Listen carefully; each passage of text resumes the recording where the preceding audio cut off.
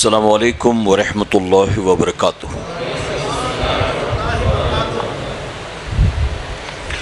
الحمد للہ رب العالمین والعاقبۃ للمتقین والصلاة والسلام علی سید الانبیاء والمرسلین اما بعد فاعوذ باللہ من الشیطان الرجیم بسم اللہ الرحمن الرحیم یا ایہا الذین آمنوا اتقوا اللہ وکونوا مع الصادقین صدق اللہ مولانا العلی العظیم۔ پڑھیں الصلاۃ والسلام علیک یا رسول اللہ، الصلاۃ والسلام علیک یا حبیب اللہ، الصلاۃ والسلام علیک یا نبی اللہ، وعلی آلک واصحابک یا نور اللہ صلی اللہ تعالی علیہ وسلم۔ بسم اللہ الرحمن الرحیم۔ نویت سنت الاعتکاف۔ رب کعبہ کی بارگاہ میں دعا ہے، مولا اپنے حبیب صاحب لولاک صلی اللہ تعالی علیہ وسلم کے صدق و طفیل ہم تمام حاضرین اور سامعین کو تو ماہ سفر کے فیوز و برکات سے بھرپور مالا مال فرما۔ میرے کریم ہم سب کے علم میں، عمل میں، اخلاص میں، رزق میں، عزت میں خوب برکتیں عطا فرما، اور ہمیں دنیا اور آخرت دونوں جہاں کی کامیابی اور سرخروئی نصیب فرما۔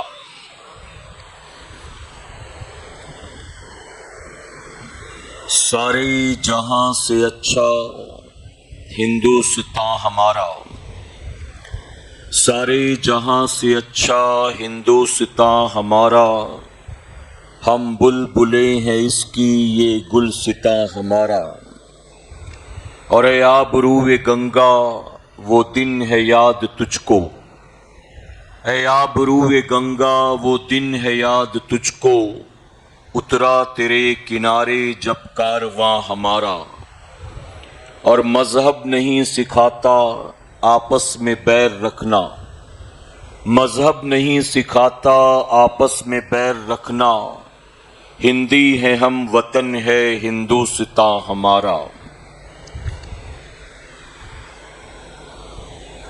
اور کسی نے اعلیٰ حضرت عظیم البرکت کی بارگاہ میں یوں خراج عقیدت پیش کیا: وادی رضا کی کوہ ہمالا رضا کا ہے، وادی رضا کی کوہ ہمالا رضا کا ہے، جس سمت دیکھیے وہ علاقہ رضا کا ہے، اور اگلوں نے تو لکھا ہے بہت علم دین پر، اگلوں نے تو لکھا ہے بہت علم دین پر، جو کچھ ہے اس صدی میں وہ تنہا رضا کا ہے۔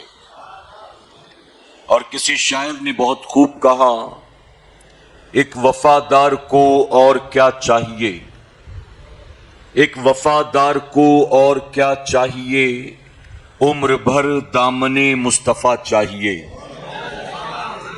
ایک وفادار کو اور کیا چاہیے، عمر بھر دامن مصطفیٰ چاہیے، اور اہل کفر و ضلالت کو تھانہ بھون، اہل سنت کو احمد رضا چاہیے، اور نبی کے عشق میں جو بھی اسیر دام ہوتا ہے، نبی کے عشق میں جو بھی اسیر دام ہوتا ہے، اسی کے نام کوثر کا چھلکتا جام ہوتا ہے۔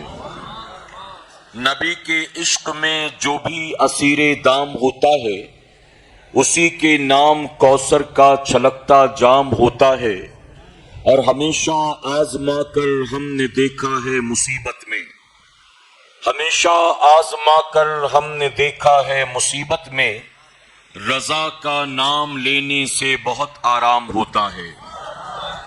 میرے پیارے آقا علیہ الصلوۃ والتسلیم کے پیارے دیوانوں، عالمی تحریک سنی دعوت اسلامی حیدرآباد کے آج کے اس مرکزی ہفتہ واری اجتماع میں ہمیں اور آپ کو انشاءاللہ ہم سب کے محسن، ہم سب کے ایمان و عقیدے کے محافظ، اپنے دور کے سب سے بڑے حضور اکرم صلی اللہ علیہ وسلم کے عاشق صادق، اس صدی کے مجدد بلکہ مجدد اعظم اعلیٰ حضرت عظیم البرکت الشاہ امام احمد رضا خان فاضل بریلوی رضی اللہ تعالیٰ عنہ کی بارگاہ میں خراج عقیدت پیش کرنا ہے۔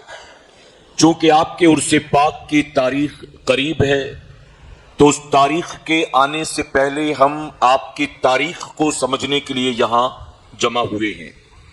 لیکن چونکہ 15 اگست کی تاریخ کل رخصت ہوئی ہے، تو میں نے ہمارے ذمہ داران سے اجازت مانگی اس بات کی کہ اگر مجھے اجازت ہو تو میں مختصراً کچھ باتیں یوم آزادی کے تعلق سے بھی آپ کے سامنے رکھنے کی کوشش کروں گا۔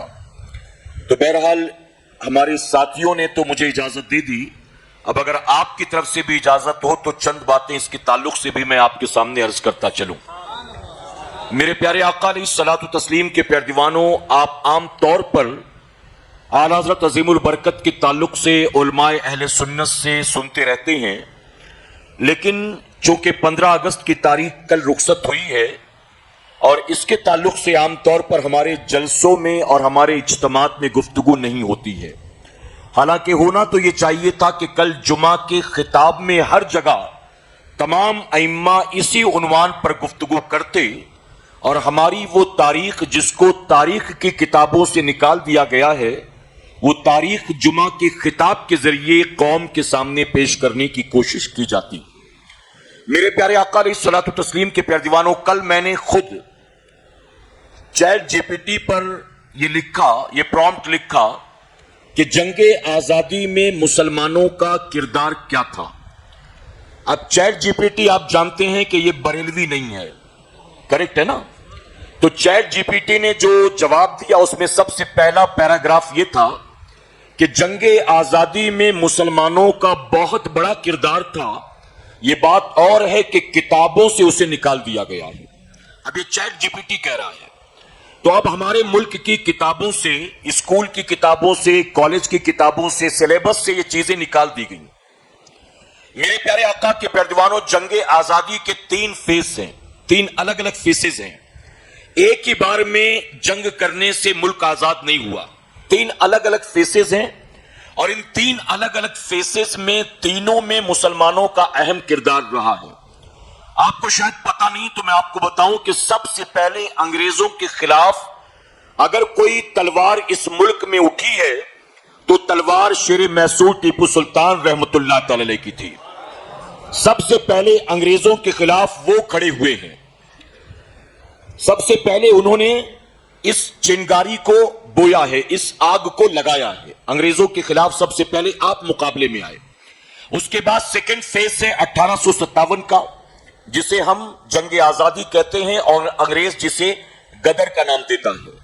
جنگ آزادی 1857 میں بھی انگریزوں کے مقابلے میں علماء آئے تھے، اور وہ علماء جن کا تعلق اہل سنت والجماعت سے تھا، جو اہل سنت سے تعلق رکھتے تھے، وہ بڑے بڑے علماء 1857 میں انگریزوں کے خلاف متحد ہو کر آئے، بلکہ علامہ فضل خیر آبادی رحمت اللہ تعالی علیہ نے انگریزوں کے خلاف جہاد کا فتویٰ دیا ہے۔ میرے پیارے آقا علیہ الصلوۃ والتسلیم کے پیارے دیوانوں، اور تیسرا فیز آخری ہے جس میں آپ کو گاندھی جی نظر آئیں گے، پنڈت جواہر لال نہرو نظر آئیں گے، سردار پٹیل نظر آئیں گے، یہ سارے آخری فیز میں۔ تو اب سارا سہرا ان کے سر باندھا جاتا ہے جن کے دور میں ملک آزاد ہوا۔ حالانکہ فصل کاٹنے والے ہی کا سارا کام نہیں ہوتا، بلکہ فصل کاٹنے والا تو کاٹ کر مزے کرتا ہے، اصل محنت تو اس کی ہوتی ہے جو فصل لگایا کرتا ہے. تو اصل کام جو تھا, اصل کوشش جو تھی, اصل محنت جو تھی, وہ تو مسلمانوں کی تھی. لیکن مسلمانوں کو کوئی کریڈٹ نہیں دیا جاتا, بلکہ کتابوں سے بھی ان کا نام نکال دیا گیا. اور حال یہ ہے کہ ہم مسلمانوں کو بھی یہ بات معلوم نہیں ہے کہ ہمارے ملک کی آزادی میں ہمارا کتنا بڑا رول ہے. میرے پیارے آقا علیہ الصلوۃ والتسلیم کے پیروانوں, ہندوستانی مسلمان نہ ریفیوجی ہے نہ کرایہ دار ہے, بلکہ ہندوستانی مسلمان اس ملک کا اتنا ہی مالک ہے جتنا کہ اس ملک کے دوسرے مذاہب کے ماننے والے ہیں. اسے زندگی پر یاد رکھنا. آپ کبھی اپنے آپ کو دوسرے طبقے کا شہری مت سمجھنا, آپ کبھی اپنے آپ کو کرایہ دار مت سمجھنا, آپ کسی اور کے رحم و کرم کی وجہ سے اس ملک میں ایسا کبھی مت تصور کرنا, بلکہ جتنا یہ ملک ان کا ہے اتنا ہی یہ ملک ہمارا بھی ہے. اس لیے میں کہتا ہوں اس کی بنیادوں میں ہے تیرا لہو میرا لہو, اس کی بنیادوں میں ہے تیرا لہو میرا لہو, اس سے تیری آبرو ہے, اس سے میری آبرو, اس پر دل قربان, اس پر جان بھی قربان ہے. یہ میرا ہندوستان ہے, یہ تیرا ہندوستان ہے. تو یہ صرف ان کا نہیں ہے, یہ صرف ہمارا نہیں ہے, ہم سب کا ہندوستان ہے, ہم سب کا. میرے پیارے آقا علیہ الصلوۃ والتسلیم کے پیروانوں, میں زیادہ ڈیپ میں نہیں جاتا, بلکہ صرف 2-3 باتیں آپ کو سمجھانا چاہتا ہوں, اور ان 2-3 باتوں کو آپ ایسے سمجھیں کہ یہ زندگی پر آپ کو یاد رہیں کہ انشاءاللہ. اور اگر کہیں کوئی اس طرح کے ٹاپک چھیڑ دے تو آپ بلینک نہ ہو, بلکہ آپ کے پاس بھی کنٹینٹ ہونا چاہیے, مواد ہونا چاہیے, تاکہ آپ بھی دفاع کر سکیں, آپ بھی کم سے کم جواب دے سکیں. ورنہ ہمارے پاس کوئی جواب نہیں ہوتا, ہم تو صرف سننے والے بن کر رہ گئے ہیں.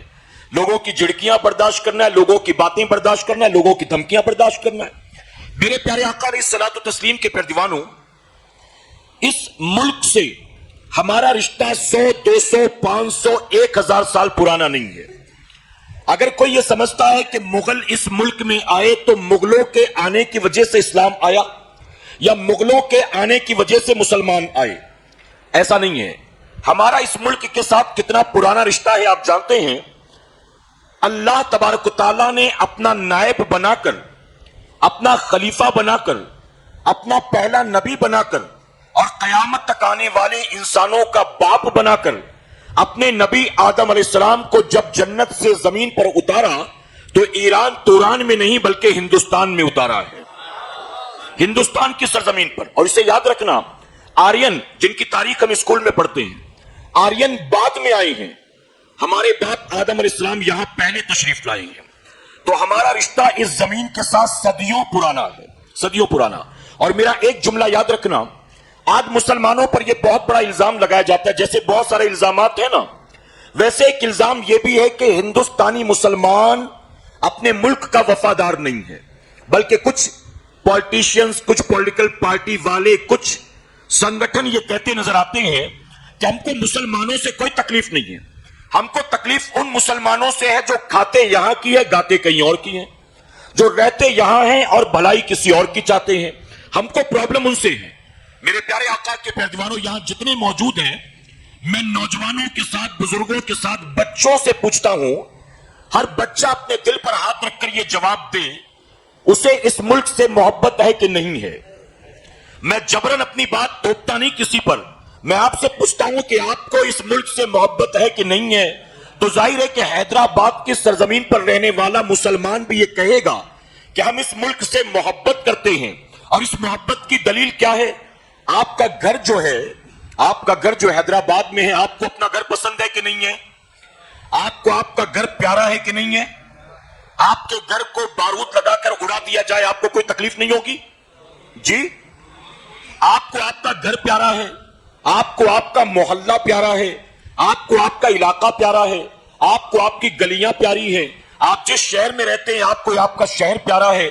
ارے جہاں آپ کا بچپن گزرا ہے, جہاں آپ کے والدین موجود ہیں, جن گلیوں میں کھیل کود کر آپ پلے بڑے ہیں, جہاں آپ نے تعلیم حاصل کی ہے, جہاں آپ روزی روٹی حاصل کر رہی ہیں, جہاں آپ کے باپ دادا کی قبریں موجود ہیں, کیا بتائیے آپ کو وہ ملک پر پیارا نہیں ہوگا؟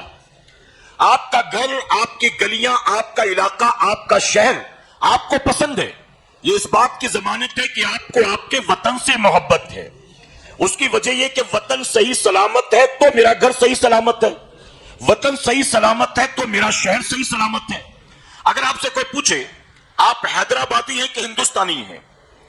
اگر آپ سے کوئی پوچھے آپ حیدرآبادی ہیں کہ ہندوستانی، اب آپ کہیں میں حیدرآبادی ہوں، تو کہے گا یہ حیدرآبادی ہے، ہندوستانی نہیں ہے۔ یہ سوال ہی جاہلانہ ہے۔ اس کی وجہ کہ اگر میں اپنے آپ کو حیدرآبادی بھی کہہ دوں تو یہ کہنا بھی کافی ہے کہ کیونکہ پہلے ہندوستانی ہوگا پھر حیدرآبادی ہوگا، کیونکہ ہندوستان ہی نہیں ہوگا تو حیدرآباد کہاں ہوگا؟ تو اگر میں یہ کہہ دوں کہ میں حیدرآبادی ہوں تو اس سے مراد یہ نہیں کہ میں ملک کا بادی ہوں یا میں ملک سے محبت نہیں کرتا۔ میرا یہ کہنا کہ میں حیدرآبادی ہوں یہ کافی ہے کہ پہلے ہندوستانی ہے پھر حیدرآبادی ہے۔ بتائیے ہے کہ نہیں ہے؟ میرے پیارے آقا کے پیروانوں، آپ سے کوئی پوچھے آپ سنی ہیں کہ آپ مسلمان ہیں؟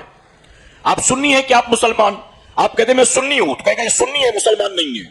دیکھو کیسا جواب دے رہا ہے، یہ سنی ہے یہ مسلمان نہیں ہے۔ ارے بابا مسلمان ہی نہیں ہوگا تو سنی کہاں سے ہوگا؟ پہلے مسلمان ہوگا تب جا کر سنی ہوگا نا۔ آپ سے کوئی پوچھے آپ مسلمان ہو کہ حنفی ہو، آپ کہو گے میں حنفی ہوں، تو کہے گا اچھا یہ حنفی ہے یہ مسلمان نہیں ہے۔ کوئی غیر مقلد آپ سے سوال پوچھے تو یہ سوال ہی جاہلانہ، سوال ہی بے تکا ہے۔ اگر ہمیں اپنے گھر پیارا ہے، اپنا شہر پیارا ہے، اپنا علاقہ پیارا ہے تو یہ کافی ہے کہنے کے لیے ہمیں ہمارا ملک پیارا ہے، کیونکہ ملک ہے تبھی تو میرا گھر ہے، تبھی تو میرا شہر ہے۔ یہ کہنا ضروری نہیں ہے۔ تو ہم پر بہت بڑا الزام لگایا جاتا ہے کہ ہندوستانی مسلمان اپنے وطن سے محبت نہیں کرتا، جبکہ سوائے بہتان کے اور یہ کچھ بھی نہیں ہے۔ میرے پیارے آقا کے پیروانوں، ہم ہندوستانی مسلمان اپنے وطن سے محبت کرتے ہیں، اور کیوں نہ کریں؟ ہمارا ملک وہ ملک ہے جو اللہ کو بھی پسند ہے، رسول اللہ کو بھی پسند ہے۔ یہ ہمارا ملک وہ ملک ہے جو اللہ کو بھی پسند ہے اور رسول اللہ کو بھی پسند ہے۔ آپ کہیں گے یہ کیسے، اس کی دلیل کیا ہے؟ اگر ہمارا ملک اللہ کو پسند نہ ہوتا تو اللہ اپنے نبی آدم علیہ السلام کو یہاں کیوں بھیجتا؟ اللہ اپنے نبی کو کہیں اور بھیج دیتا۔ اللہ نے پہلا نبی بنا کر، خلیفہ بنا کر، نمائندہ بنا کر ہمارے باپ آدم علیہ السلام کو بھیجا تو ہندوستان کی سرزمین پر سرندیپ کی پہاڑیوں پر بھیجا۔ میرے پیارے آقا کے پیروانوں، یہ بات اور ہے کہ وہ سرندیپ آج ہمارے حصے میں نہیں ہے بلکہ شری لنکا کے حصے میں ہے، لیکن آج بھی وہاں کی پہاڑی پر آدم علیہ السلام کے قدموں کے نشان موجود ہیں، جس کو دیکھنے کے لیے زائرین بھی جاتے ہیں، ٹورسٹ بھی جاتے ہیں۔ تو آدم علیہ السلام کو اللہ نے اپنا نمائندہ بنا کر ہندوستان کی سرزمین پر بھیجا۔ اور ہمیں یہ ملک پیارا کیوں ہے جانتے ہو؟ میرے نبی کا نور صدیوں کے بعد 12 ربیع الاول شریف کو صبح صادق کے وقت آمینہ خاتون کے شکم سے مکہ معظمہ کی سرزمین پر بعد میں چمکا ہے۔ سب سے پہلے یہ نور جنت سے چلا تو ہندوستان پہنچا ہے، کیونکہ جب آدم علیہ السلام آئے تو آپ کی پشت میں میرے نبی کا نور موجود تھا، تو میرے آقا کا نور مکے بعد میں پہنچا، پہلے ہندوستان آیا ہے۔ اور آدم علیہ السلام چونکہ یہاں آئے تو آدم علیہ السلام کے پاس اللہ کا پیغام لے کر سارے فرشتوں کے سردار جبرائیل علیہ السلام بھی سب سے پہلے ہندوستان ہی تشریف لائے ہیں۔ جبرائیل نے آ کر یہاں پر اذان دی تو زمین پر سب سے پہلی اذان بھی یہی ہوئی ہے۔ اور پھر جب جبرائیل نے اذان دی تو آدم علیہ السلام نے 2 رکعت نماز ادا کیا تو زمین پر سب سے پہلا سجدہ بھی اللہ کے نبی نے ہندوستان نے کیا ہے۔ آپ سوچیں یہ زمین کتنی برکت والی ہے، یہ زمین کتنی عظمت والی ہے، یہ زمین اللہ کو کتنا پسند ہے کہ اللہ نے اپنے حبیب کے نور کو یہاں اتارا ہے، اللہ نے تمام فرشتوں کے سردار کو یہاں اتارا ہے۔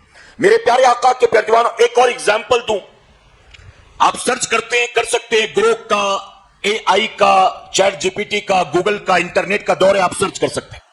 آدم علیہ السلام جب زمین پر آئے، آپ نے جنت میں منع کردہ دانا کھایا تھا، گندم کا دانا جو منع تھا کھایا آپ نے۔ اس کے کھانے کی وجہ سے کتابوں میں آتا ہے جو آپ کے جسم پر لباس تھا وہ سکڑنے لگا، چھوٹا ہونے لگا۔ تو شرم و حیا کی وجہ سے اللہ کے نبی نے کیا کیا؟ جنتی درختوں کے پتے توڑے، چھوٹے بڑے پتے توڑے، اور آپ نے اپنی سطر کو ڈھاکا۔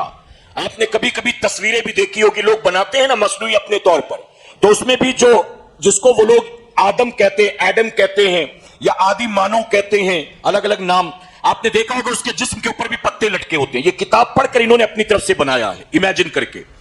تو آدم علیہ السلام جب زمین پر آئے تو جسم کے اوپر جنتی درختوں کے پتے تھے۔ آدم علیہ السلام زمین پر جب چلے تو کتاب میں آتا ہے کہ جہاں جہاں آپ کے بدن سے جڑ جڑ کر جنتی درختوں کے پتے گرے، وہاں وہاں جو درخت پیدا ہوئے، ان درختوں میں گرم مسالے پیدا ہو گئے ہیں۔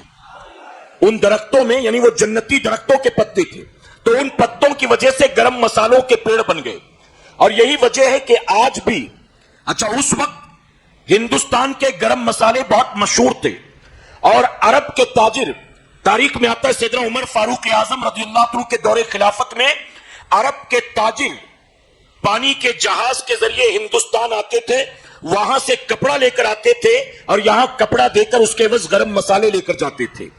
اس وقت نہ ڈالر تھا، نہ ریال تھا، نہ پاؤنڈ تھا، نہ روپیہ تھا، اس وقت بارٹر سسٹم تھا، یعنی ایک چیز دیتے تھے دوسری چیز لیتے تھے۔ وہ کپڑا دیتے تھے اور یہاں سے گرم مسالے لے جاتے تھے۔ گرم مسالے تو ہندوستان تاجر آتے تھے۔ یہ جو شعر میں نے پڑھا نا، اے آبروئے گنگا، اے گنگا کے پانی، وہ دن ہے یاد تجھ کو، اترا تیرے کنارے جب کارواں ہمارا۔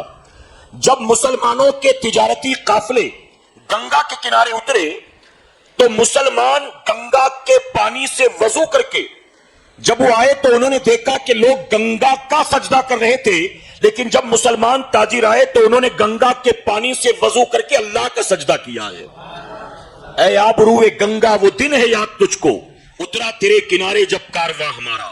یہ ہماری تاریخ ہے میرے پیارے آقا علیہ الصلوۃ والتسلیم کے پیروانوں۔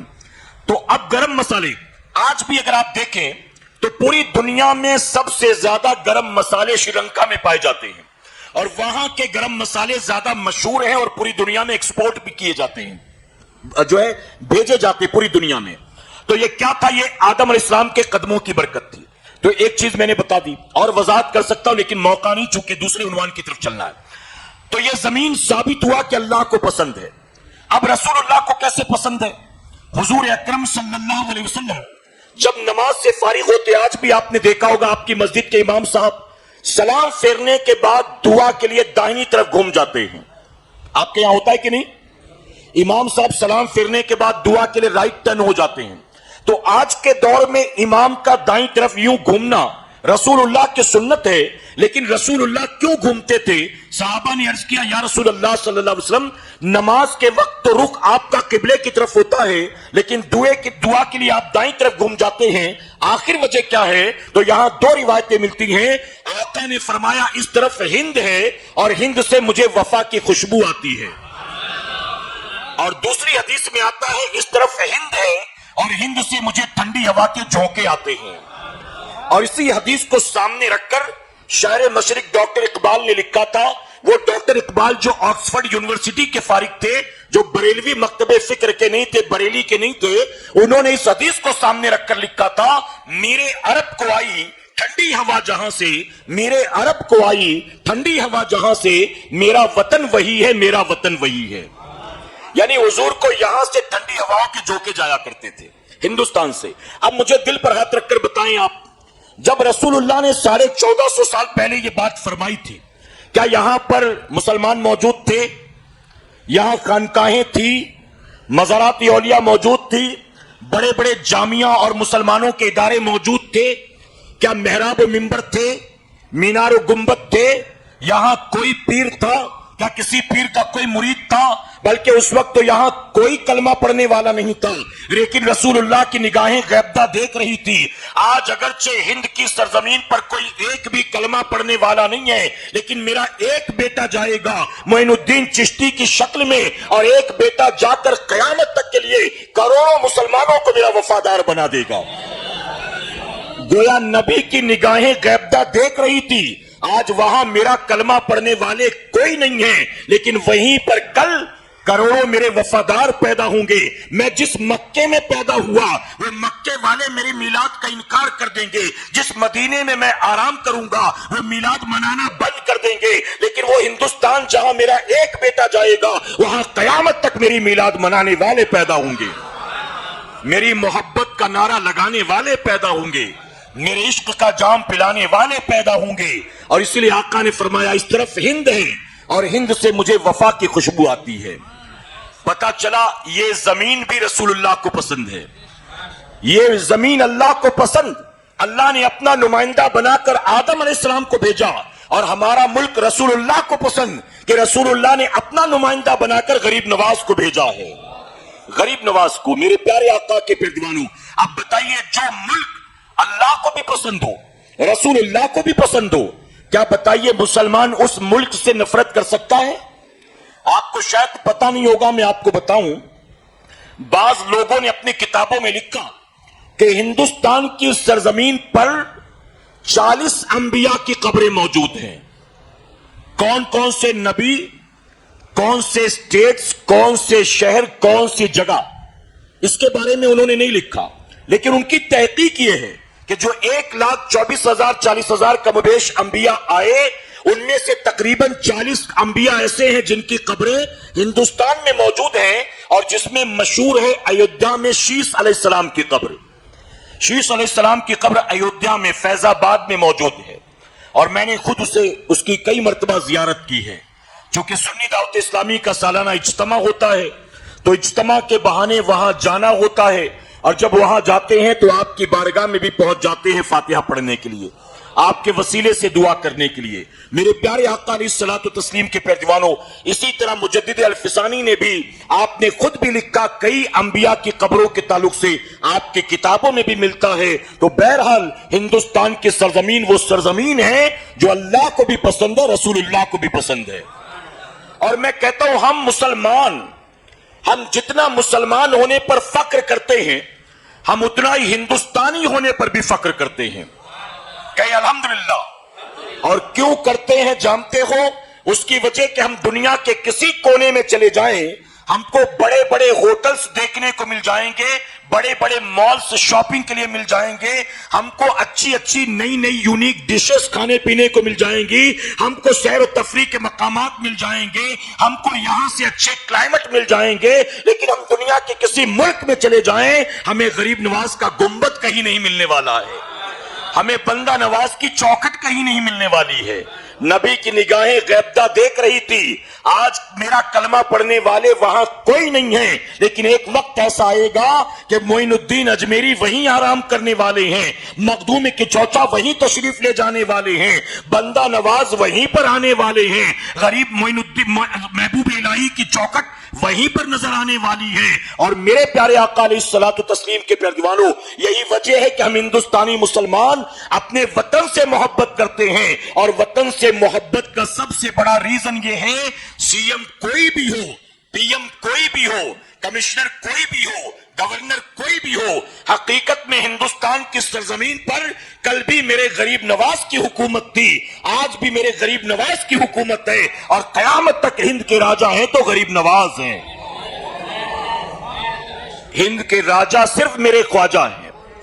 اور جانتے ہو کیوں؟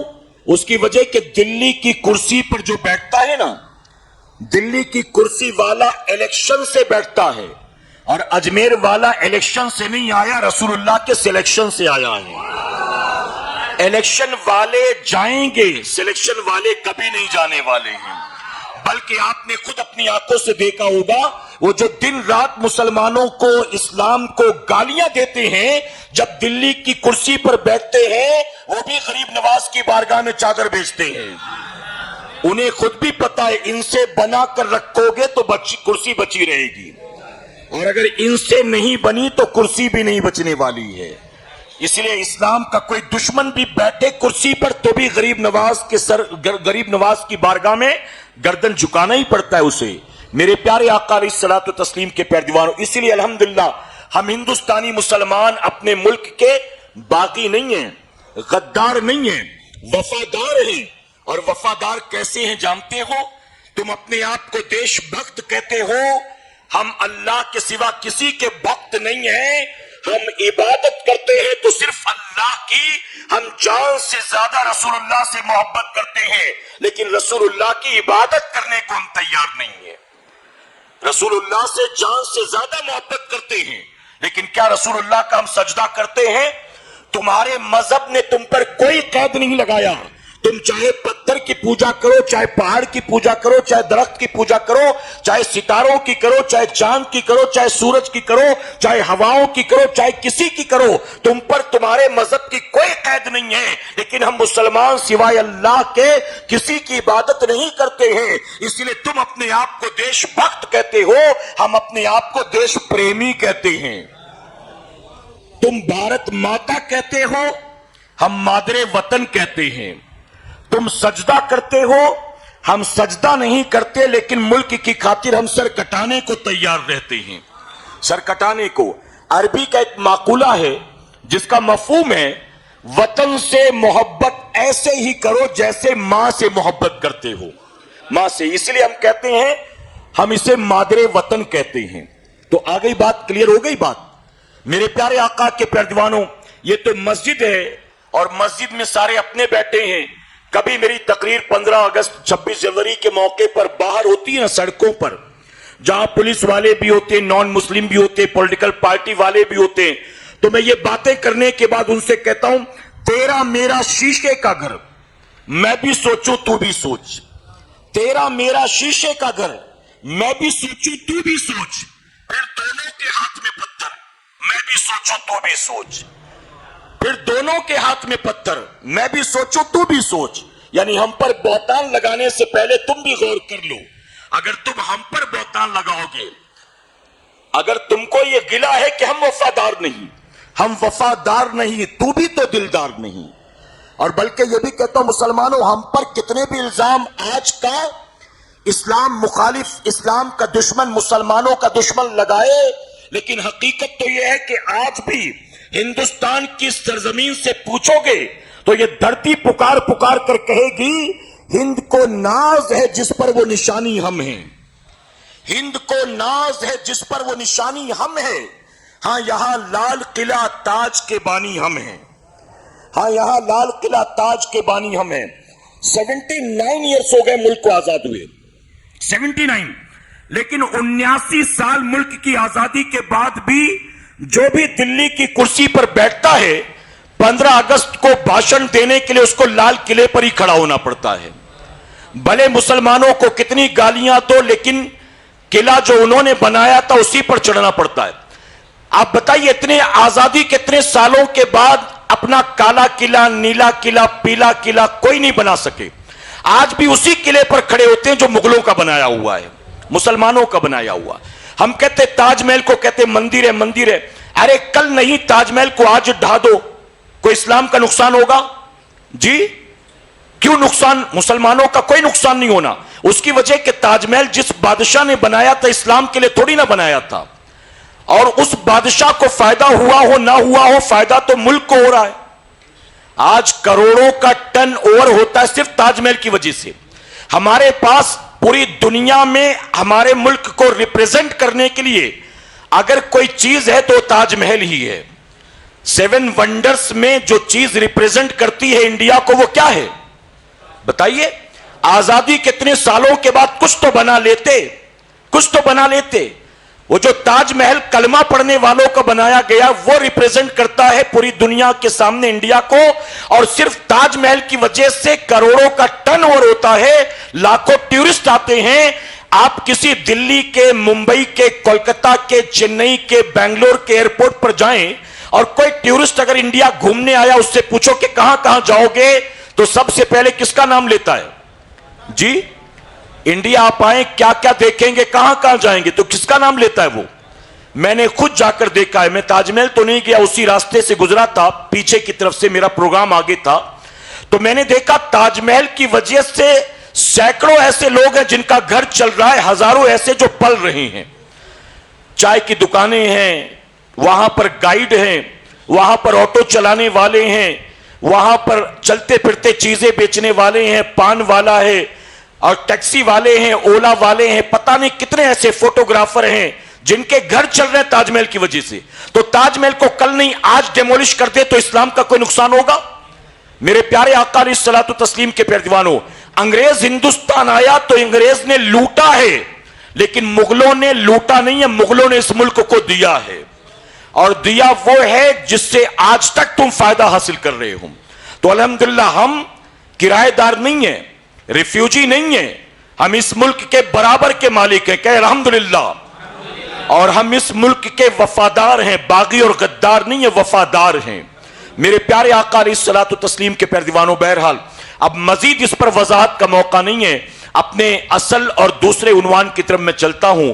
اور یہ جو میں نے خاکہ آپ کے سامنے پیش کیا اسی کو ساتھ لے کر میں چلتا ہوں تاکہ آپ کو معاملہ سمجھ میں آ جائے. ہندوستان کی سرزمین پر اسلام کا پرچم کس نے لہرایا ہے؟ خواجہ غریب نواز نے. کس نے؟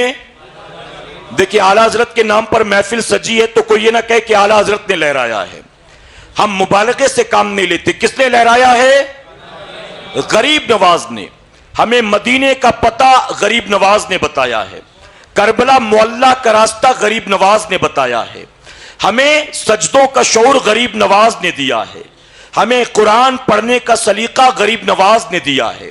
کیونکہ غریب نواز ہندوستان تبلیغ دین کے لیے آئے تھے, اسلام پھیلانے آئے تھے. میرے پیارے آقا کے پیروانوں, غریب نواز نے جو اسلام لا کر دیا, جن لوگوں کو آپ نے کلمہ پڑھایا, ان لوگوں کے ذریعے اسلام منتقل ہوتا رہا. یہ تاریخ آپ کے سامنے بیان کرتا ہوں, اس کو اچھے سے یاد رکھنا. غریب نواز نے تقریباً 95 لاکھ لوگوں کو کلمہ پڑھایا, اور ان 95 لاکھ لوگوں کے ذریعے اسلام منتقل ہوتا رہا, ہوتا رہا, ہوتا رہا, ہوتا رہا, اور یہ 95 لاکھ کروڑوں میں تبدیل ہو گئے. اور یہ کروڑوں اسی مسلک پر تھے, اسی مذہب پر تھے, اسی طریقے پر تھے جو غریب نواز نے عطا فرمایا تھا. اور وہ کیا تھا؟ مسلمان مزاراتی اولیاء پر جاتے تھے, اولیاء کا عرس مناتے تھے, کھڑے ہو کر صلاۃ و سلام پڑھتے تھے, کھانا سامنے رکھ کر فاتحہ پڑھتے تھے, یا رسول اللہ کا نعرہ لگاتے تھے, یا علی مشکل کشا کا نعرہ لگاتے تھے, یا غوث المدد کا نعرہ لگاتے تھے. یعنی جو کچھ غریب نواز نے لا کر دیا تھا, ایگزیکٹ وہی منتقل ہوتا رہا آنے والی نسلوں میں. لیکن جب مغلوں کا تختہ پلٹا اور انگریز یہاں قابض ہوا, آپ جانتے ہیں آخری مغل بادشاہ بہادر شاہ ظفر, وہ خود بھی فریڈم فائٹر ہیں, انگریزوں کا انہوں نے مقابلہ کیا. ہندوستان میں جتنے ہندو چھوٹے موٹے راجا مہاراجا تھے, ان سب نے انگریزوں کے ساتھ صلح کر لی تھی, سرنڈر کر دیا تھا. لیکن بہادر شاہ ظفر نے اپنی حکومت ان کے حوالے نہیں کی, مقابلہ کیا. نتیجے میں آپ کو قید کیا گیا, آپ کا تختہ پلٹا گیا, آپ کو رنگون کی جیل میں قید میں ڈالا گیا. صبح ناشتے کے وقت آپ کے 2 بیٹوں کا سر کاٹ کر تشت میں سجا کر ناشتے کے وقت آپ کے سامنے پیش کیا گیا. یہ قربانی دی ہے مسلمانوں نے اس ملک کی آزادی کے لیے. 1857 میں علامہ فضل خیر آبادی نے انگریزوں کے خلاف جہاد کا فتویٰ دیا. یہ علامہ فضل خیر آبادی کون ہے؟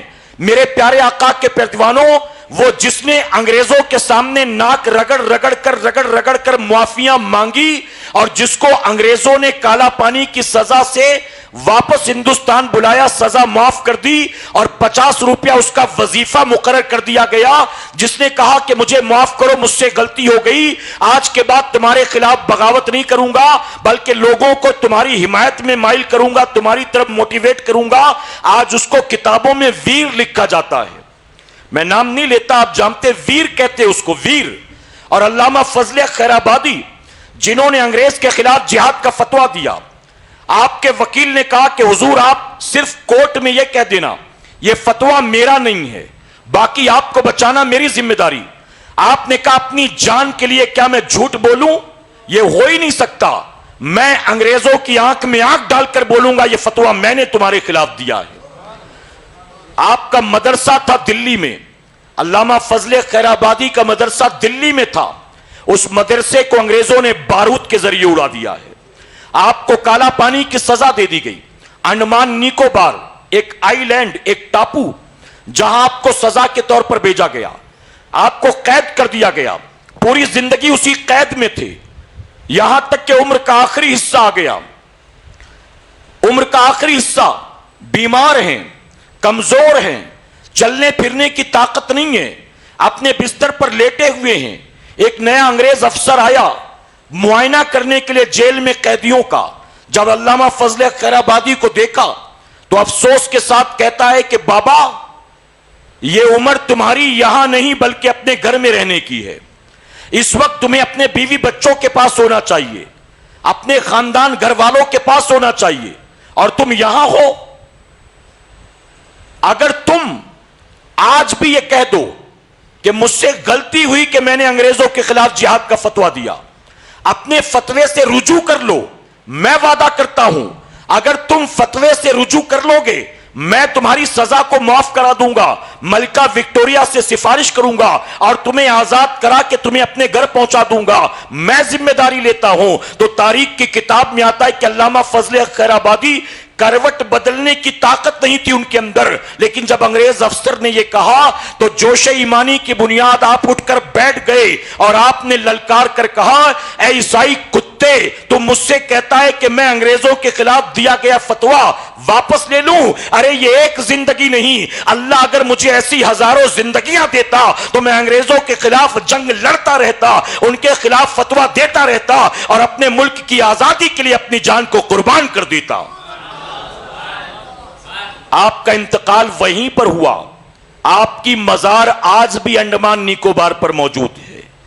آپ کے وصال کے بعد جب ملک آزاد ہوا تو آپ کے صاحبزادے کشتی کے ذریعے وہاں پہنچے ہیں، اور پہنچ کر آپ نے وصیت کی تھی، بیٹا میں رہوں نہ رہوں، ملک جب آزاد ہو جائے تو میری قبر پر آ کر مجھے خوشخبری سنا دینا کہ میری قربانی ضائع نہیں گئی ہے۔ آپ کے صاحبزادے نے قبر پر پہنچ کر کہا، ابا مبارک ہو، اللہ نے آپ کی قربانی کے نتیجے میں ملک کو آزاد کر دیا ہے۔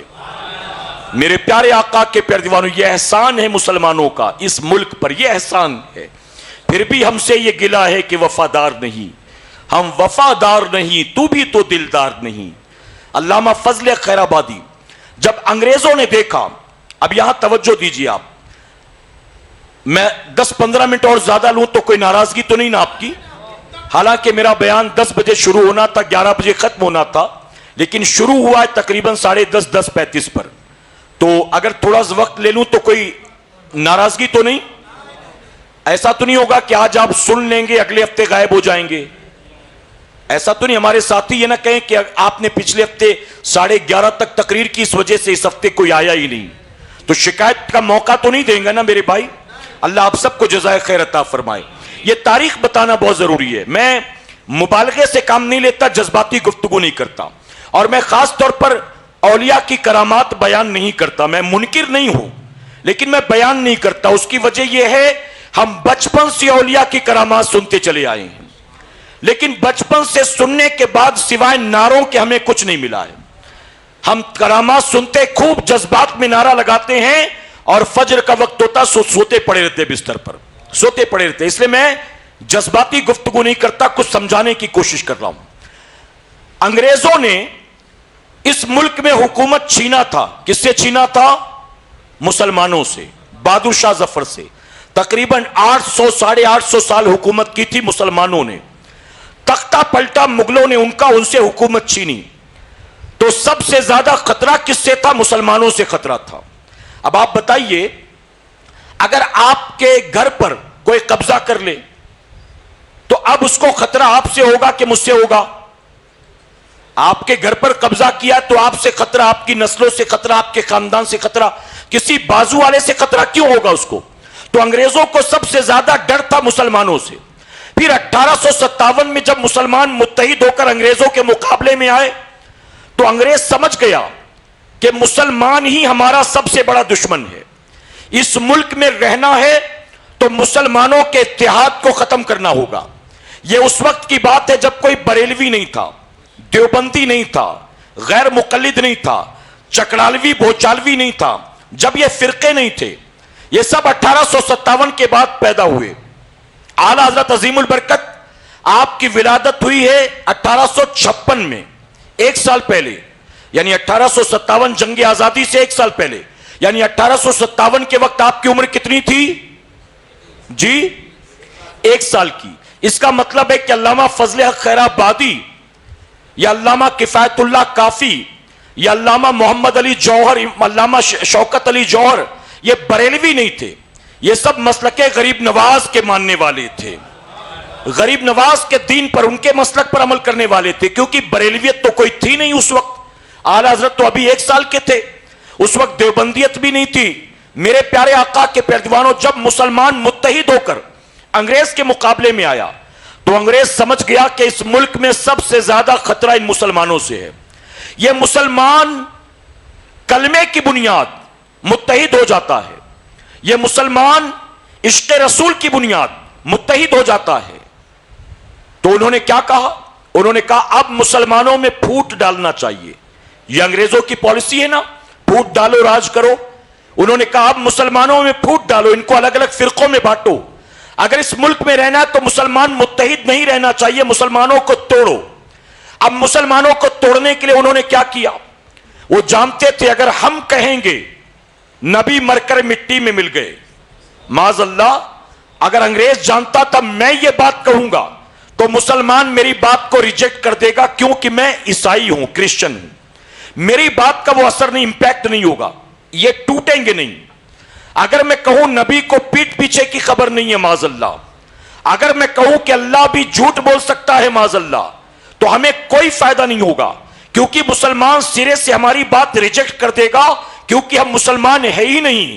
تو انگریزوں نے کہا اب مسلمانوں کو توڑنا ہے تو انہی میں سے کچھ لوگوں کو خریدنا ہوگا، ان کو خریدو، قلم ان کی ہوگی، زبان ان کی ہوگی، بھاشا ہماری ہوگی، بولی ہماری ہوگی، اور جب مسلمانوں میں جبہ و دستار والے، جب مسلمانوں میں بڑے بڑے علامہ فہامہ، جب مسلمانوں میں بڑے بڑے ٹوپی اور دستار والے ایسی باتیں کریں گے تو ظاہر ہے کہ ہر کسی کے چاہنے والے کچھ نہ کچھ تو ہوتے ہیں، دھیرے دھیرے مسلمانوں میں پھوٹ پیدا ہوگا اور مسلمان ٹوٹ کر رہ جائیں گے، اور پھر اس ملک میں ہم پر جو خطرہ منڈرا رہا ہے وہ خطرہ ہمیشہ کے لیے ٹل جائے گا۔ اب انگریزوں نے ایسے مولویوں کو خریدنا شروع کیا، انہیں وظائف دیے گئے، بڑے بڑے القابات دیے گئے، ان کا جامعہ تیار کیا گیا، ان کو فنڈنگ کی گئی، ان کو بڑے بڑے عہدے دیے گئے،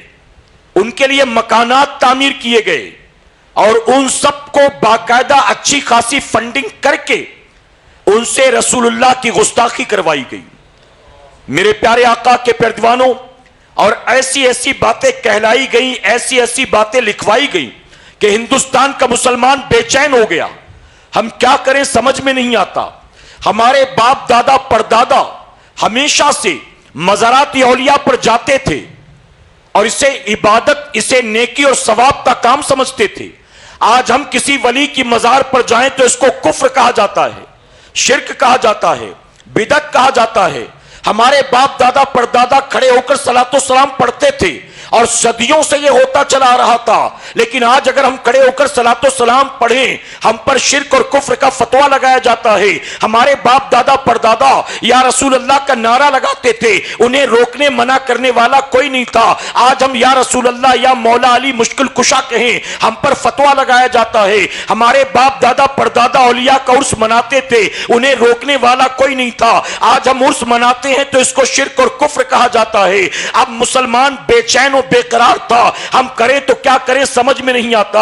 اب ہندوستان میں دو الگ طبقے بن گئے تھے، ایک ایسا تھا جو کہہ رہا تھا مزارات اولیاء پر جانا چاہیے، عرس منانا چاہیے، چادر چڑھانا چاہیے، فاتحہ کرنا چاہیے، یا رسول اللہ کا نعرہ لگانا چاہیے، کھڑے ہو کر سلام پڑھنا چاہیے، اور ایک جماعت ایسی تھی جو کہہ رہی تھی کہیں قرآن و حدیث میں نہیں لکھا ہے فاتحہ کرنا جائز نہیں ہے، قبروں پر جانا جائز نہیں ہے، عرس منانا جائز نہیں ہے، یا رسول اللہ کہنا جائز نہیں ہے، اللہ کے سوا کسی سے مدد مانگنا جائز نہیں ہے۔ نبی تو معاذ اللہ مر کر مٹی میں مل چکے ہیں، نبی تو قیامت میں اپنی بیٹی فاطمہ کے کام نہیں آئیں گے، معاذ اللہ صبح معاذ اللہ۔ ہندوستان کا مسلمان بے چین تھا، کبھی غریب نواز کی چوکھٹ پر جاتا تھا، کبھی محبوب الہی کی بارگاہ میں جاتا تھا، کبھی بندہ نواز کی چوکھٹ پر جاتا تھا، کبھی خواجہ بختیار کاکی کی بارگاہ میں جاتا تھا، اولیاء صوفیاء کی مزارات پر جا جا کر مسلمان اللہ کی بارگاہ میں دعائیں کر رہا تھا،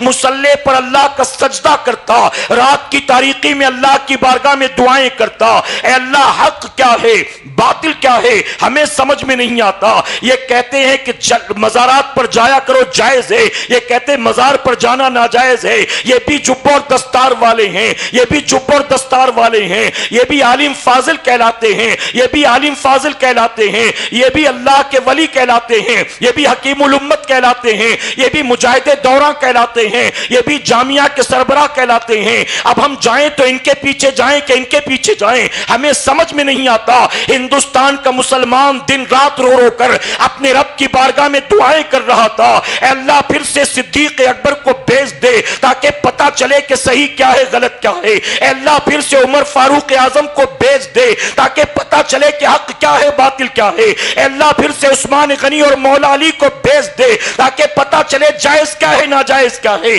ہندوستان کا مسلمان رو رو کر دعائیں کر رہا تھا، حتیٰ کہ رب کی رحمتوں کو بندوں پر پیار آ گیا، اللہ نے اپنے بندوں کی دعائیں قبول کی اور اللہ نے جواب دیا، اے میرے بندو تم مجھ سے دوبارہ ابو بکر مانگتے ہو، عمر مانگتے ہو، عثمان و علی مانگتے ہو، لیکن میرا قانون تو یہ ہے ایک بار جس نے موت کا مزہ چکھ لیا اب وہ دوبارہ جنم نہیں لے گا۔ اسلام میں پنرجنم ری برتھ کا کوئی وجود نہیں ہے۔ ابو بکر تو میں تمہیں دوبارہ نہیں دوں گا، لیکن ہاں میں تمہارے ایمان و عقیدے کی حفاظت کے لیے، تمہیں صداقت بتانے کے لیے، سچائی کا راستہ دکھانے کے لیے میں تمہیں ابو بکر کی صداقت کا مظہر بنا کر امام احمد رضا عطا کر رہا ہوں۔ تم مجھ سے عمر مانگتے ہو، میں تمہیں دوبارہ عمر تو نہیں دوں گا، لیکن عمر کی عدالت کا مظہر بنا کر میں تمہیں امام احمد رضا دے رہا ہوں۔ تم مجھ سے عثمان اور علی مانگتے ہو، میں تمہیں دوبارہ عثمان اور علی تو نہیں دوں گا، لیکن میں عثمان و علی کا سچا عاشق بنا کر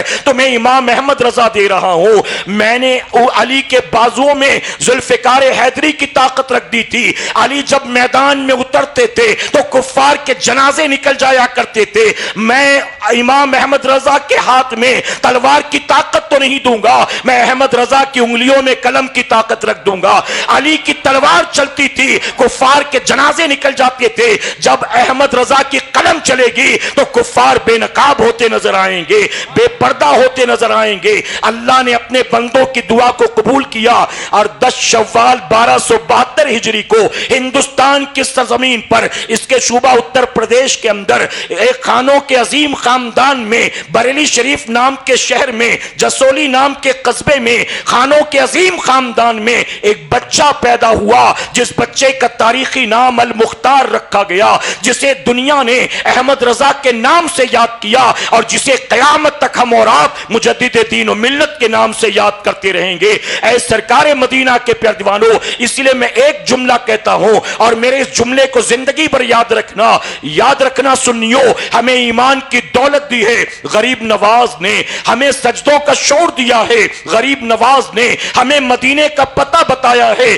غریب نواز نے، ہمیں کربلا کا راستہ بتایا ہے غریب نواز نے، ہمیں سجدوں کا شعور دیا ہے غریب نواز نے۔ لیکن اس صدی میں جب تمام باطل فرقے وجود میں آ چکے تھے اور ہمارے ایمان و عقیدے کو لوٹنا چاہتے تھے، ایسے میں ماننا پڑے گا ہمیں ایمان کی دولت دی ہے خواجہ غریب نواز نے، ہمارے ایمان کو بچایا ہے بریلی کے تاجدار نے، ہمیں سجدوں کا شعور دیا ہے غریب نواز نے، ہمارے سجدوں کی حفاظت کی ہے بریلی کے تاجدار نے، ہمیں مدینے کا پتہ بتایا ہے غریب نواز نے، ہمیں مدینے والے کی محبت کا جام پلایا ہے بریلی کے تاجدار نے، ہمیں کربلا کا راستہ بتایا ہے غریب نواز نے، ہمیں کربلا والے کا عاشق بنایا ہے بریلی کے تاجدار نے۔ اسی لیے میں کہتا ہوں لوگ بغض و عداوت کی وجہ سے میرے امام کو جتنا گالیاں دینا چاہتے ہیں دیتے رہیں، لیکن جب تک روئے زمین پر ایک سنی باقی رہے گا قیامت تک اپنے امام کی بارگاہ میں یوں خراج عقیدت پیش کرے گا، ڈال دی قلب میں عظمت مصطفیٰ، ڈال دی قلب میں عظمت مصطفیٰ، سیدی اعلی حضرت پہ لاکھوں سلام، سیدی اعلی حضرت پہ لاکھوں سلام۔ یہ ہے امام احمد رضا خان فاضل بریلوی۔ میرے پیارے آقا کے پیارے دیوانوں، اب 5 منٹ کے اندر اپنی بات مکمل کرتا ہوں، اجازت ہے آپ کی؟ باتیں بہت ساری ہیں لیکن میں زیادہ وقت نہیں لیتا۔ 4 سال 4 مہینے 4 دن کی عمر میں آپ کے بسم اللہ خوانی ہوئی، یعنی آپ نے قرآن شریف پڑھنا شروع کیا، اور جب آپ 13 سال کے ہوئے، 13 سال 10 مہینے، تو آپ صرف عالم نہیں بلکہ آپ کے سر مبارک پر دستار فضیلت رکھ دی گئی ہے۔ 14 سال کی عمر میں، 13 سال 10 مہینے میں نے بتایا نا، 14 سال کی عمر میں اعلیٰ حضرت عظیم البرکت نے اپنی زندگی کا پہلا فتویٰ دیا ہے۔ محبت سے کہیں آج اگر 15 سال کے کسی نوجوان کو کھڑا کر کے پوچھا جائے نا غسل میں کتنی باتیں فرض ہیں تو شاید وہ صحیح سے جواب نہ دے سکے۔ اگر پوچھا جائے کہ غسل کن باتوں کی بنیاد فرض ہوتا ہے، یہ جو ہم بار بار کہتے ہیں نا سنی دعوت اسلامی کے اجتماع میں آیا کریں، قافلے میں آیا کریں، درس میں بیٹھا کریں، حلقوں میں بیٹھا کریں. اس کی وجہ کیا ہے؟ آپ سے داد وصولنا نہیں ہے، بلکہ آپ کے ایمان و عقیدے کی حفاظت کے ساتھ ساتھ آپ کی اصلاح کرنا مقصد ہے. ہم بیسک باتیں بھی نہیں جانتے ہیں الا ماشاءاللہ. اعلیٰ حضرت عظیم البرکت 14 سال کی عمر میں پہلا فتویٰ دیتے ہیں، اور پھر آپ نے پوری زندگی فتویٰ دیا. اور جب آپ کے پوری زندگی بھر کے فتووں کو، توجہ ہے نا آپ کی، میں نے کہا نا 5-7 منٹ میں بات مکمل کرتا ہوں، زیادہ تفصیل میں نہیں جاؤں گا. زندگی بھر کے فتاووں کو جب جمع کیا گیا تو فتاوی رضویہ شریف کی 32 جلدیں تیار ہو گئی ہیں. ابھی جو لیٹسٹ آئی ہے نا فتاوی رضویہ شریف کی 32 جلدیں، وہ بھی پاکٹ سائز میں نہیں، جہازی شکل میں. جہازی شکل میں آپ یوٹیوب پر سرچ کریں تو آپ کو پتا چلے گا. دوسرے مکتبہ فکر کے مفتی اکرام بھی یہ کہتے ہیں، امام احمد رضا سے ہمارے بھلے ہی کوئی اختلاف ہو، لیکن ہماری لائبریری میں آج بھی فتاوی رضویہ موجود ہے. ہمارے پاس جب کوئی فتویٰ آتا ہے اور جواب کہیں نہیں ملتا تو ہم بھی فتاوی رضویہ کی طرف رجوع کیا کرتے ہیں، اسی سے مسئلے کو حل کرتے ہیں. یہ امام احمد رضا کی خدمت. اور کمال کیا ہے بندے کا، کمال کیا ہے. اچھا کچھ لوگ کہتے ہیں نا، تعریف کرنے میں یہاں تک کہتے اعلیٰ حضرت دونوں ہاتھوں سے لکھتے تھے. یہ الزام ہے. میرے امام الٹے ہاتھ والا کوئی کام نہیں کرتے تھے، ان کا سارا کام سیدھا ہی سیدھا تھا. الٹے ہاتھ سے لکھنا یہ رسول اللہ کی سنت کے خلاف ہے، تو الٹے ہاتھ سے نہیں، سارا کام سیدھے ہاتھ سے ہی کیا ہے آپ نے. ٹھیک ہے میرے پیارے آقا کے پیروانوں، فتاوی رضویہ شریف آپ کے پاس دنیا بھر سے فتاوے آتے تھے. کمال یہ تھا ان کا کہ جس زبان میں فتویٰ آتا تھا جواب اسی بھاشا میں دیا کرتے تھے. میں آج جانتا ہوں ممبئی جیسے شہر میں رہتا ہوں، اگر مفتی صاحب کے ساتھ سامنے ہندی میں لکھ کر لے جاؤ نا کہ حضرت ذرا اس کا جواب چاہیے، تو کہیں گے آپ کسی سے اردو میں لکھوا کر لائیے. کریکٹ ہے کہ نہیں ہے؟ آپ کسی سے اردو میں لکھوا لے آئیے. اچھا کوئی انگریزی میں لکھ کر لے جائے تو کہیں گے بیٹا کیا لکھا، مجھے نہیں پڑھنا آتا ہے، ایک کام کرو امام صاحب سے اردو میں لکھوا کر لے آؤ. لیکن امام احمد رضا خان فاضل بریلوی کو اللہ نے وہ خوبی عطا کی تھی، آپ کے پاس جس زبان میں سوال ہوتا تھا جواب اسی زبان میں آپ دیا کرتے تھے. اور چونکہ آپ کے پاس بیک وقت سینکڑوں سوالات آتے تھے، سینکڑوں سوالات، آپ اپنے شاگردوں کو بٹھاتے تھے. جو آپ نے وقت مقرر کیا تھا نا، آپ نے شاگردوں کو بٹھاتے اور شاگرد جو ہے وہ سوال پڑھتے جاتے تھے اور اعلیٰ حضرت جواب لکھاتے جاتے تھے. اور وہ بھی کیسے؟ ایک شاگرد ایک سوال پڑھتا، آپ اس کا جب تک جواب لکھاتے تھے نا اتنی دیر میں دوسرا شاگرد دوسرا سوال پڑھ رہا ہوتا تھا. نہیں سمجھے شاید آپ؟ یعنی یہ نہیں کہ یہ پورا ہو جائے تب تم بتانا تمہارا کیا سوال ہے. اب مان لیجئے میں تقریر کر رہا ہوں اور حاجی بھائی آئے کچھ کان میں کہنے، اور اسی درمیان وہاں سے عاتق بھائی بھی لپک کر آئے، تو میں عاتق بھائی سے کہوں گا یار رکو پہلے ایک آدمی کی تو بات سن لوں. ابھی یہ کچھ کہنا ہی چاہتے تھے کہ آپ بھی دوڑ کر آ گئے. کریکٹ ہے کہ نہیں بتائیے؟ اب ملٹی ٹاسکنگ تو نہیں ہے بیک وقت دونوں کی بات سنے اور دونوں کو دو الگ الگ جواب دے دے. یہ پاسبل ہے؟ یہ نہیں پاسبل نا.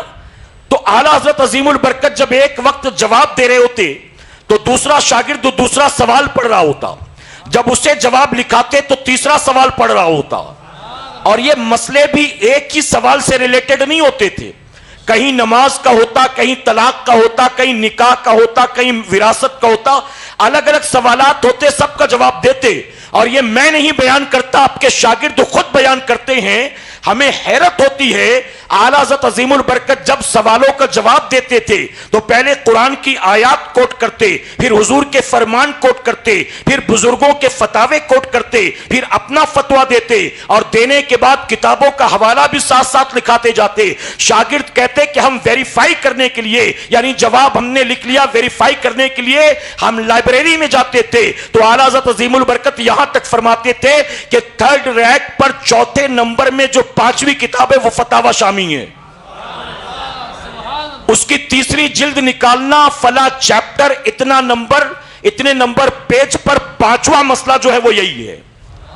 شاگرد کرتے ہم حیران، ہم جب جاتے اس کو کتاب وہی ہوتی، صفحہ وہی ہوتا، مسئلہ وہی ہوتا، ہم نکال کر اس کو کمپیئر کرتے تو ہماری آنکھیں پھٹی رہ جاتی تھی. اعلیٰ حضرت نے جب کتاب کا حوالہ نوٹ کروایا ہوتا تو اس میں اپنی طرف سے ایک جملہ بھی نہ ہوتا، بلکہ ایسا لگتا کہ آپ فتاوی شامی پڑھ کر لکھا رہے ہیں، فتاوی عالمگیری پڑھ کر لکھا رہے ہیں. یعنی جو اس کتاب میں ہوتا ایگزیکٹ وہی کوٹ کراتے تھے. کہتے ہم حیران، ایسا لگتا تھا کہ کتابیں لائبریری میں نہیں رکھی ہیں، امام احمد رضا کے سامنے موجود ہیں اور آپ پڑھ پڑھ کر ہمیں جواب دے رہے ہیں. اعلیٰ حضرت نے اپنی پوری زندگی میں 1000 سے زائد کتابیں لکھی ہیں. محبت سے کہیں 1000 سے زائد کتابیں. آپ نے 50 الگ الگ ٹاپکس پر کتابیں لکھی ہیں. 50 الگ الگ ٹاپکس پر 1000 سے زائد کتابیں. میرے پاس پوری لسٹ موجود ہے کس عنوان پر آپ نے کتنی کتابیں لکھی، لیکن ابھی وہ پڑھ کر سنانے کا موقع نہیں، پھر کسی موقع پر انشاءاللہ. میرے پیارے آقا علیہ الصلوۃ والتسلیم کے پیروانوں، اس وقت دنیا کے کئی ملکوں میں اعلیٰ حضرت پر ریسرچ ہو رہا ہے، باقاعدہ ان پر پی ایچ ڈی کی جا رہی ہے. اور یہ پی ایچ ڈی صرف پاکستان میں، انڈیا میں نہیں، انگلینڈ میں اور امریکہ میں بھی ہو رہی ہے. انگلینڈ اور امریکہ میں بھی آپ پر ریسرچ ہو رہا ہے، آپ پر پی ایچ ڈی ہو رہی ہے. یہ ہیومن بینگ کیسے، ایک عام آدمی کیسے ہو سکتا ہے، اتنا انٹیلیجنٹ کیسے ہو سکتا ہے. اپنے دور کے بڑے بڑے سائنسدانوں نے جو دعوے کیے تھے، امام احمد رضا نے قرآن و حدیث کی روشنی میں اور سائنس کے دلائل کے انبار میں ان کے ریسرچ کا رد فرما دیا ہے. اور لوگوں نے وقت کے ساتھ دیکھا کہ سائنسدانوں کی ریسرچ غلط تھی، امام احمد رضا نے جو فتویٰ دیا وہ بالکل صحیح تھا. نئی ریسرچ جو آئی ہے، نئی ریسرچ کے مطابق اعلیٰ حضرت عظیم البرکت کو اللہ نے 110 سے زائد علوم پر مہارت عطا فرمایا ہے. کتنے علوم پر؟ اچھا، کسی نے آپ سے پوچھا کہ جغرافی تو مدرسے میں نہیں پڑھائی جاتی، جیومیٹری تو مدرسے میں نہیں پڑھائی جاتی، یہ ہسٹری تو مدرسے میں نہیں پڑھائی جاتی، سیوکس تو مدرسے میں نہیں پڑھایا جاتا، الجبرا تو مدرسے میں نہیں پڑھایا جاتا، یہ سب کہاں سے پڑھ لیا آپ نے؟ تو آپ نے فرمایا میں نے تو چند کتابیں اپنے والد سے پڑھی تھی، اور میرے والد نے کہا بیٹا زیادہ محنت کی ضرورت نہیں ہے، یہ جو پڑھائے دیتا ہوں اس کو پڑھ لو، باقی اللہ حبیب کے صدقے خود ہی سب کچھ عطا فرما دے گا. تو چند کتابیں میرے والد نے پڑھایا، باقی سب تو رسول اللہ کا صدقہ ہے، باقی سب تو رسول اللہ کا صدقہ ہے. میرے پیارے آقا کے پیروانوں، اب یہاں آخری بات عرض کروں گا 1.5 منٹ کے اندر، اجازت ہے آپ کی؟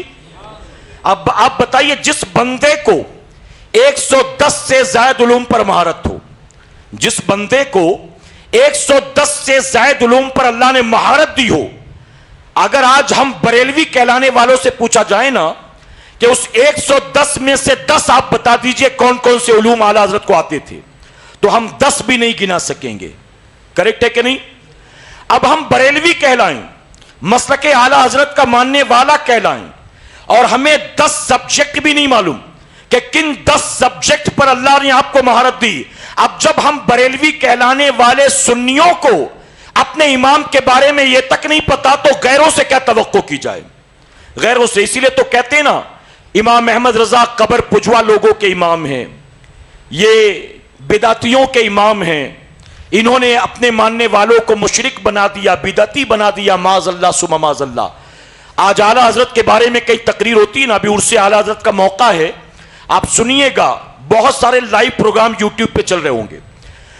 جسے اللہ نے 110 سے زائد علوم پر مہارت دی ہو، آج اس کے بارے میں تقریر ہوتی ہے تو صرف 2 باتیں کی جاتی ہیں، ایک یا تو ان کی نعت خوانی یا تو رد وہابیہ. اعلیٰ حضرت نے کہا فلاں کافر فلاں کافر فلاں کافر. ایسا لگتا ہے کہ امام احمد رضا نے پوری زندگی یا تو نعتیں لکھا ہے یا تو لوگوں کو کافر بنایا ہے، اس کے علاوہ امام احمد رضا نے اور کچھ کیا نہیں ہے. ارے 110 علوم پر جسے اللہ نے مہارت عطا کی ہو، تم صرف 2 ہی باتیں کرتے ہو، باقی 108 باتیں کون بتائے گا؟ شیعہ بتائے گا، دیوبندی بتائے گا، غیر مقلد بتائے گا. جب ہم اپنی قوم کو خود ایجوکیٹ نہیں کرتے تو دوسرا ایجوکیٹ کرے گا. اس لیے ضرورت اس بات کی ہے کہ آج آئیں بائیں بکو مت، آج بات کرو. بلکہ میں کہتا ہوں سنیوں، اعلیٰ حضرت عظیم البرکت کی شخصیت کو منوانے کے لیے جھوٹی کرامتوں کا سہارا لینے کی ضرورت نہیں ہے، لچے دار تقریروں کی ضرورت نہیں ہے. صرف میرے امام کی خدمات بتا دو، لوگ خود مانیں گے کہ واقعی بہت بڑا مقام اللہ نے عطا فرمایا. بلکہ میں بدعقیداؤں کو یہ کہتا ہوں، بدعقیداؤں کو، اگر تم امام احمد رضا کو جاننا چاہتے ہو، ہم بریلویوں کو مت دیکھو، ہماری الٹی سیدھی حرکتیں مت دیکھو، ہمارے مولویوں کی تقریریں مت دیکھو، ہم امام احمد رضا سے محبت کرتے ہیں، ان کی تعریف ہی کی بات کریں گے. ہمیں تم نہ دیکھو. اگر امام احمد رضا کو پہچاننا ہے، نہ اپنے مولویوں کی بات سنو نہ ہماری بات سنو، اپنی آنکھوں سے امام احمد رضا کے بغض و عداوت کی اینک اتار دو. اگر تم نے بغض و عداوت کا چشمہ اتار کر امام احمد رضا کو اپنی آنکھوں سے دیکھا تو تمہیں خود ماننا پڑے گا احمد رضا کسی بدعتی کا نام نہیں ہے، بلکہ اپنے دور کے اویس قرنی کا نام امام احمد رضا ہے. اپنے دور کے بلال کا نام امام احمد رضا ہے. اپنے دور کے سب سے بڑے عاشق صادق کا نام امام احمد رضا ہے. اللہ اپنے حبیب پاک کے صدقے ہمیں آپ کو سب کو کہنے سننے سے زیادہ عمل کی توفیق عطا فرمائے. درمیان گفتگو مجھ سے جانے انجانے میں کوئی غلطی خامی رہ گئی، آپ سب کو گواہ بنا کر سچے دل سے توبہ کرتا ہوں. رب میری توبہ قبول فرمائے اور ہماری اس محفل پاک کو میرا کریم قیامت میں ہم سب کے لیے، ہمارے والدین کے لیے بخشش اور نجات کا سبب بنائے. وما علینا الا البلاغ.